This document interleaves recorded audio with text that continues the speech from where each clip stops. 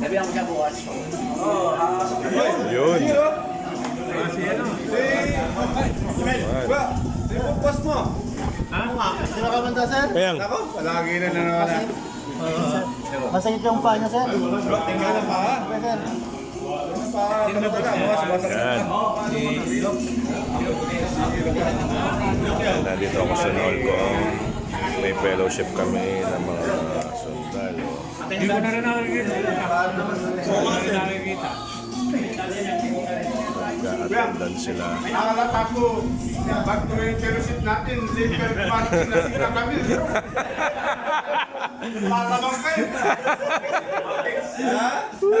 Lasing na yung birthday celebrate. Kaya pumunta si Kenjaman dito ng medyo ganito na. Kasi yung pantwese yung kanya inaabangan eh. Kaya puro sundalong mga pasol.